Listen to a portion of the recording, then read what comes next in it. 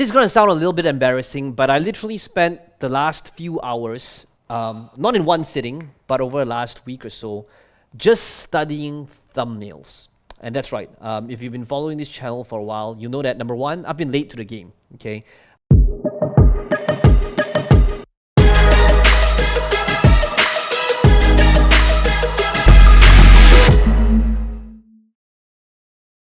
I never really took YouTube seriously for a really long time.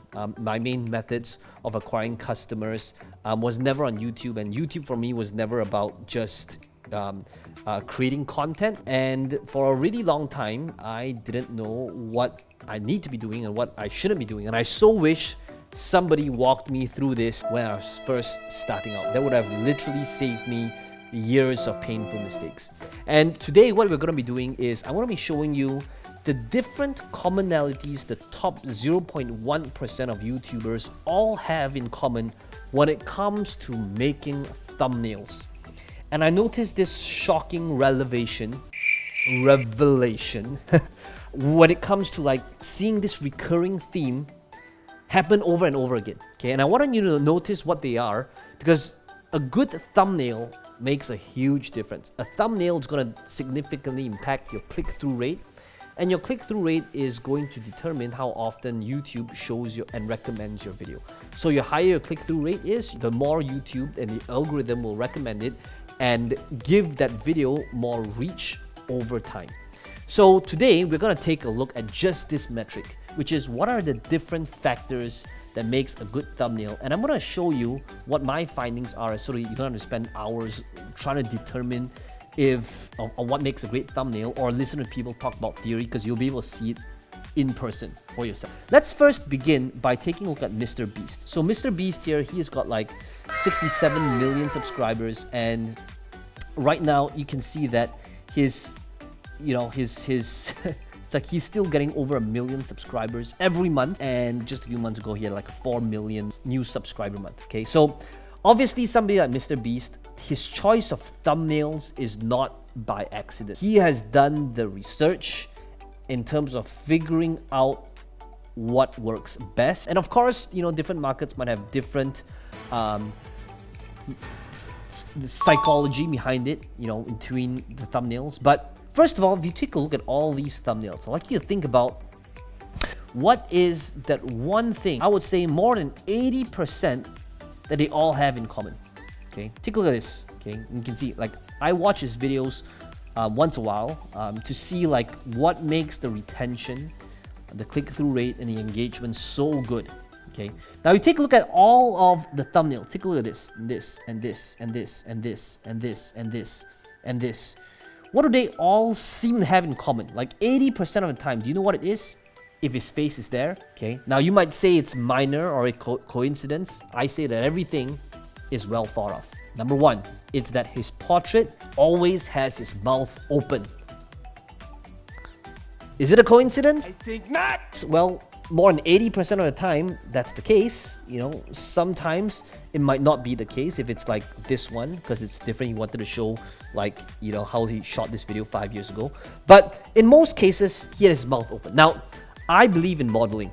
So rather than trying to test it out on my own to see if this theory works, I always believe in looking at somebody that's already done it. And rather than listening to what they say, I would rather model what it is that they're actually doing. Okay.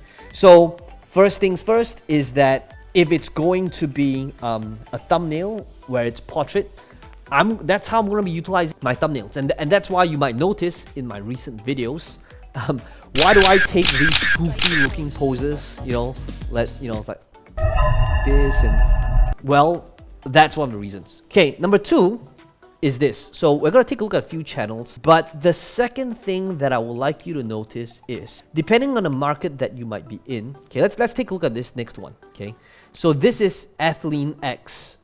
He's in the fitness market.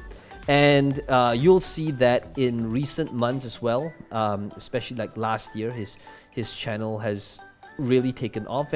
And Athlean, he's been around for quite a while. You might have seen his videos. I actually really enjoy his videos. I think it's really entertaining and educational at the same time. He's got 12 million subscribers, right? So let's go into a market that is not so much of like an entertainment-based thing, but rather more towards like tutorial based, but educational, but entertaining at the same time. So Ethylene would be a good example. Okay, now if you take a look at these thumbnails, here's one thing to kind of notice, which is a mistake that I did for years. Now, what is that? You'll notice that in these thumbnails, in most cases, I would say at least 90% or more of the time, like try to think about what a commonality is. And this is something that I briefed my team recently. And that is not repeating, and that's number 2 over here, okay? Not repeating the title in the YouTube video in the thumbnail, okay? And that's this commonality I noticed happen over and over again, okay? And I so wish somebody told me this when I was first starting, because I made this mistake for years. You'll notice my older videos, even from a year ago, a few months ago, it was very common that my team would just put the thumbnail and text in the thumbnail based on what's said in the title of the video. Now you'll notice that for this channel over here, what they do is they try to say the same thing without saying the same exact words, which is try to show what's happening without saying the words. And that's the powerful thing, right? So this could be like, you know, with or without. So this would be like the format, right? It's like left-hand side could be wrong, which is usually in red. Right-hand side could be right? So it could be like an X or a tick, right? You'll notice that this is a great thumbnail to illustrate between like right and wrong, right? The result between when you're doing the wrong technique and the right technique, right? So with, without, right? Right, wrong. So one of the things that you'll notice in terms of my thumbnails that we started doing recently as well is like to illustrate the wrong thing, left hand side, so it's just an X versus what's right on the right hand side. So we just started rolling this out, and again, I'm here to learn together with you guys, but hopefully it's going to save you time on the learning curve, because these are little things that I'm looking out for, right? So the next thing is, can we think about how we can say the thing that we want to say that's on the title without saying the same, putting in the same words again, right? So it's like, you know, fix here. So another one that I noticed is very powerful is utilizing arrows and circles, right? So sometimes it could be like pointing to that thing that says, you know, fix this, do this, right? One mistake, and it just kind of points to this, right? Or it could circle this specific screenshot that says, you know, an additional 42%, right? Increase, right? So this is where it was a huge thing for me because I never thought about it that way for a really long time, okay? And now, in one of the things that my team is doing now as part of the SOP when it comes to thumbnails is how can we create that explanation without the words there, right? So this is huge, okay? And that brings us to number 3. The third person that I'd like you to take a look at is Graham Stephen. No, wait, I'm not saying the name right. Graham STEPHAN, right? Graham STEPHAN. I remember seeing him really take his channel and exploding it, and you can see that he's got over 100,000 subs pretty consistently, and right now Graham has taken this channel to over 3 million subscribers. And I remember seeing one of his podcasts or interviews or one of his videos. I don't really follow him for the personal finance advice, but when he talks about marketing, I like to listen and see what it is that he's doing. And I remember he said something along the lines of like, he's so meticulous in, like, he treats this whole YouTube thing as a business where everything matters. The title matters, the click-through rate matters, the numbers matter, the thumbnail matter. And if it isn't converting within the first day, he's gonna swap out the thumbnails or the title if it feels that it wasn't up to his expectation. So because of that, I know that he's very meticulous in his choice of thumbnails. So I want to be able to kind of understand the thought process behind, you know, all these different thumbnails, right? So if you take a look at this, these are a few different things that I'll notice as well, okay? So first one, it could be kind of like distorting the face. So how I would see it as, and he does this sometimes, which is kind of like I guess the whole purpose of this is to stop the scroll. Stop it. Watch this YouTube video. So like definitely I think I watched this video as well. You can see I watched a bit of it. And this is like pops up in the feed, right? It stands out. So I think that thumbnails like that, right, where it is a kind of like a modification, enables the thumbnails stand out. So the next thing that I noticed from this channel over here is how, in most cases, take a look at this.